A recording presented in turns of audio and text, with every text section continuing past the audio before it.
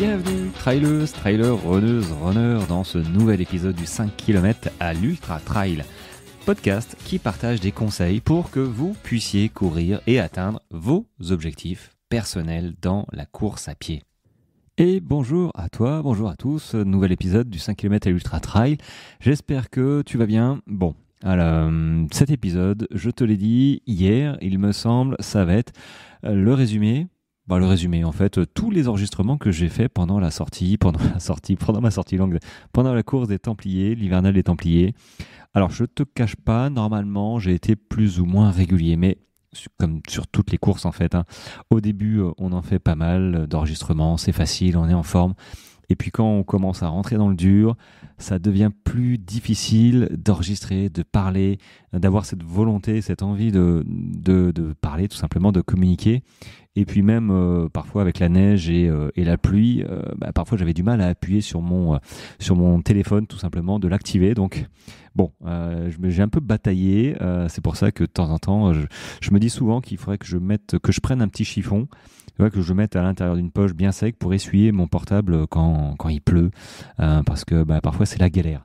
Mais j'ai quand même réussi, je pense, à te faire vivre. J'espère que je vais réussir à te faire vivre notre course avec Bernard. Plutôt ma course, parce que Bernard n'est pas très communicatif, mais j'ai quand même réussi à le faire parler un petit peu, il me semble. Je me suis pas réécouté, mais je vais le faire. Donc voilà, te plonger au cœur de l'hivernal des Templiers dans cette ambiance assez spéciale, mais finalement c'est l'hiver, ça aurait pu être pire. Voilà, on aurait pu avoir vraiment de la pluie froide, cinglante, et finalement on a eu un vent cinglant, très froid, de la neige un petit peu, et ça c'était cool, mais on n'était pas transit froid, et ça c'est plutôt agréable, parce qu'on se dit toujours c'était des conditions difficiles, mais en fait il y a toujours pire en fait, et le pire pour moi c'est c'est d'avoir froid, d'être mouillé et de pas pouvoir te réchauffer. Ça, c'est très difficile à gérer, parce qu'une fois que tes affaires sont mouillées, t'en as d'autres, mais elles se remouillent aussi. C'est infernal, et parfois tu dois abandonner une course parce que t'arrives pas à te réchauffer, tout simplement. Comme manger, c'est pareil, t'arrives plus à manger, il y a des fois où ça passe plus. Donc là, j'ai réussi à manger, on n'avait pas froid. Voilà, mais je te laisse découvrir vraiment le live de ma course, comme si tu étais parti avec moi. Je crois que le premier enregistrement, c'est celui dans la voiture, quand nous sommes partis vers 3h du matin, voilà, pour se rendre à Roquefort-sur-Soulzon, avec un départ à 6h30. Voilà, je te laisse écouter. Bonne écoute. Attention, c'est parti. 3, 2, 1, c'est parti. Et voilà, il est 3h34 du matin. Je suis avec Bernard qui finalement m'accompagne jusqu'à Roquefort-sur-Soulzon. Le début de la course, ça fait combien de temps ça fait 50 minutes, un peu moins de 50 minutes. On en a pour 2 heures, 2 heures de route. Arrivée prévue vers 5h, aller chercher nos dossards, et départ de la course à 6h30 normalement. Bon, il fait pas très chaud, il fait 5 degrés, mais c'est surtout le vent qui pose problème. Il y a du gros F, et en termes de ressenti, ça va piquer un petit peu. Donc voilà, on essaye de pas se perdre. On a mis la radio, mais est-ce que c'est bon? Ouais, on est sur la route. Donc voilà, mais sinon, réveil à 2h15 du matin. Ça a été, toi, Bernard? Très bien. Ouais. Bon, voilà, on s'est bien réveillé. On va voir un petit peu. On a hâte d'en découdre, voir un petit peu comment ça se passe. En tout cas, les conditions météo, à part le vent, ça devrait aller. Pas de pluie, pas de neige, normalement.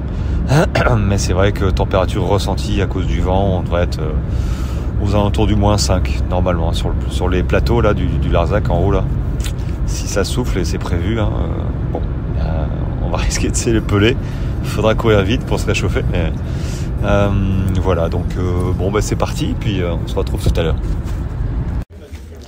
Allez, il est 5h30, on vient de récupérer notre dossard avec Bernard, numéro 263 pour moi et numéro 460 pour Bernard.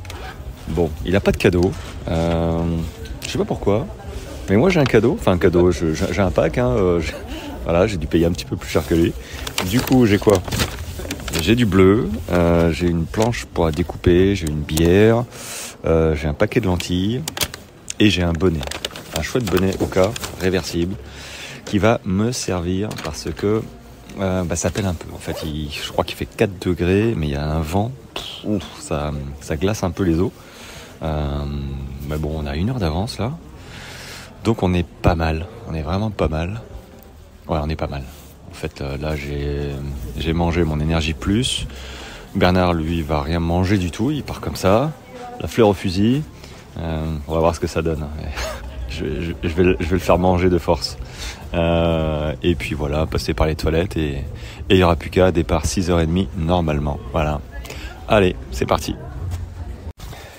Allez, c'est parti. Depuis 10 minutes. Bon, il fait frais, mais j'ai chaud. Du coup, j'ai retiré mes gants. Bon, j'ai déjà perdu un gant en fait dans la bataille. Mais voilà, là on attaque par la montée. Belle descente au début, on a pris de la vitesse avec Bernard. Là on attaque la montée. Et il fait chaud finalement quand on est à l'abri du vent. Mais c'est cool. Il y a une légère pluie, mais vraiment 3 fois rien. Et ça promet une belle journée. J'adore. Allez, 6h40. Non, excuse-moi. 7h10 je crois, 40 minutes de course. Voilà, première grosse montée faite. Bon, parfait, en rythme, pas trop souffert. Et maintenant on est un petit peu en haut et il neige. Et il fait nuit et du vent. C'est vraiment top. Je suis vraiment content. Maintenant avance bien, moi aussi. Mais c'est vrai qu'il y a un bon petit œuf avec du peu de neige. C'est cool. Allez, il est 8h du matin, ça fait 1h30, un peu plus de 10 bornes. Voilà, on vient de longer une voie de chemin de fer. C'est pas facile de marcher sur les cailloux de voie de chemin de fer. Mais voilà, le jour se lève. Mais il pleut, il neige toujours. Il fait frais. Les conditions sont pas hostiles, mais ça va. Tout va bien, j'ai déjà mangé une petite compote énergétique à la crème des marrons et on avance. Ça se passe bien, là, on a attaqué la montée et j'ai envie de dire chaque pas suffit sa peine, ou chaque peine suffit son pas, je sais pas dans quel ordre. On arrive juste derrière moi et on avance. Allez, let's go. Allez, 2 heures de course et 8h30, le jour est maintenant à peu près levé. Bernard à ma droite. Comment tu vas, Bernard? Ça se passe bien? Ça va bien. Ouais. Parfait, on envoie. On envoie, ça va. On est pas mal. Je sais pas comment ça va tourner, mais on est pas mal. On boit, on mange, on tourne à gauche et je vais raccrocher, sinon je vais me casser. Je vais me faire une cheville. À plus tard. Allez, 2h15, on est quasiment à 17 km, on est au premier ravitaillement. La Pénouse, il me semble. Sympa, j'ai pris soupe chaude, un petit peu, c'est bien, il y a des minéraux, c'est chaud, il y a du sel, pain d'épices. Et là, on repart avec Bernard, on s'est arrêté 5 minutes. Et 3 minutes. Entre 4 minutes. Et là, on repart. On repart pour quoi, une montée, non? J'ai pas trop regardé. Mais là, il fait jour, c'est sympa, il y a toujours une petite pluie fine. Mais ça va, c'est pas catastrophique. Ça aurait pu être beaucoup plus pire. Allez, c'est parti. Et on arrive au haut de la grosse montée, la première vraiment grosse montée, au bout de 20 bornes, qui doit être à 850 mètres d'altitude. Et il y a de la neige, il y a du froid, il y a du vent. C'est presque un blizzard. J'adore. Conditions difficiles, qui pourraient devenir encore plus difficiles s'il se mettait vraiment à neiger. Mais là, c'est blanc, c'est magnifique. Hostile, mais magnifique. Allez, 4h15 de course. Il est 10h46, 30 km. On vient de quitter le deuxième ravitaillement. Une sorte de, pas de monastère, mais une sorte de château. Bon, voilà, on est pas mal. On commence pas à accuser le coup, mais le physique a déjà 30 bandes dans les pattes. Donc il fait un petit peu meilleur. y a toujours autant de vent. Mais pour l'instant, le physique tient. Alors voilà, on a mangé une petite soupe et on repart. Allez, 37 km, ça fait plusieurs kilomètres qu'on a attaqué le plateau qui va faire à peu près 13-14 km en plein vent. Il y a de la neige un peu qui tombe. Le vent est glacial. Je me suis couvert, il ne reste plus que les yeux de disponible à l'air libre. C'est vraiment... Là, je pense que la course se joue ici, où le moment le plus difficile se trouve ici. On va devoir courir, relancer avec le vent de côté, de face, glacial. C'est compliqué, mais c'est bien pour ça qu'on est là. Alors on mange, on boit, on a les jambes un peu fatiguées, un petit peu mal derrière le genou, mais c'est la fin de saison, je m'y attendais un peu. Mais en tout cas, ouais, on couvre toutes les parties du corps et on avance. 6 heures de course, 40 km, on est toujours sur le plateau. On a un vent à décorner les vœux, il fait très froid. On a le visage frigorifié, mais on avance. On fait des 8 km/h, on avance péniblement. Là, les 14-15 km de plat sur le plateau, c'est infernal. Mais voilà, chaque fois nous rapproche un petit peu plus du ravitaillement et de la ligne d'arrivée. On garde le moral. Allez, 7 heures de course, on commence à redescendre du plateau infernal. Bon, on commence à être protégé du vent, à faire meilleur. Par contre, j'ai commencé à avoir mal au genou gauche. À l'extérieur du genou gauche, les ligaments, ils aiment pas beaucoup.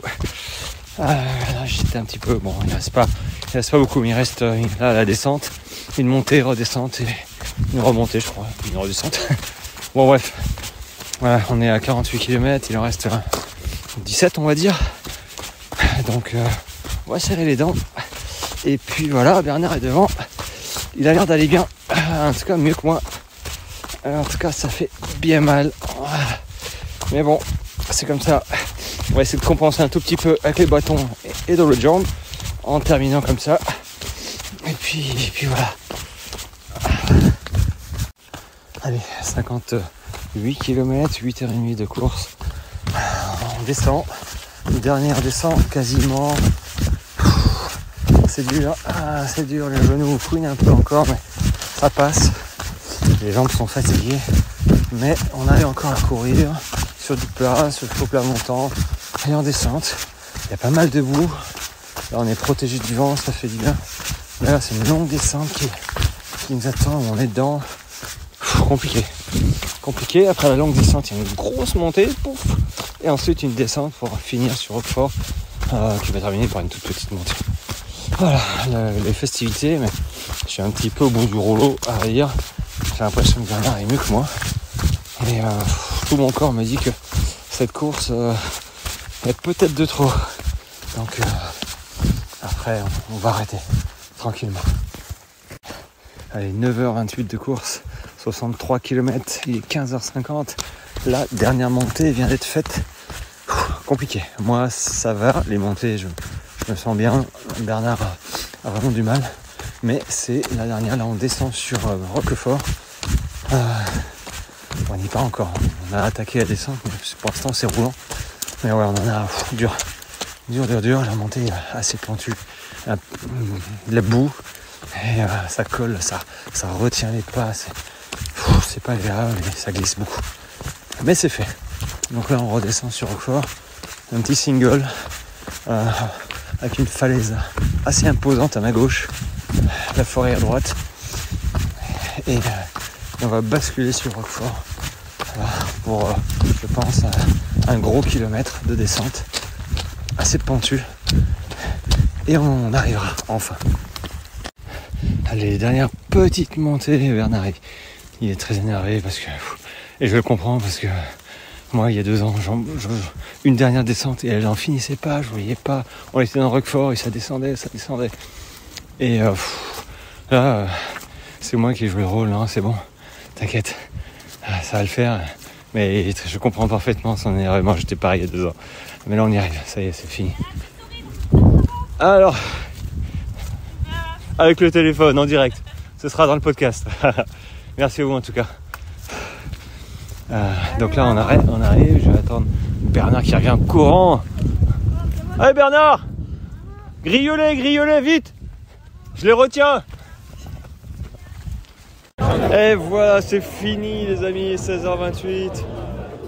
Je sais plus combien, 9h57, 66 km, 2500 mètres de dénivelé. C'est fini. Bernard, un petit mot? Magnifique. Dur, magnifique. Magnifique. Il est mort. Moi aussi, je suis mort. Ouais, magnifique, ouais. Ouais. C'est un super lumière des Templiers, finalement. J'avais fait il y a 2 ans. J'avais mis, je sais pas, 1 heure de moins, tout dans le genre, mais on s'en fout, c'est que c'est beau, quoi. C'est beau. Il y a des super paysages. C'est assez méditerranéen, mais en même temps, il y a une faune et flore surtout assez spécifique. Et j'adore ces arbres remplis de mousse de partout. Et je vais me faire un petit toast au roquefort. Mais oui.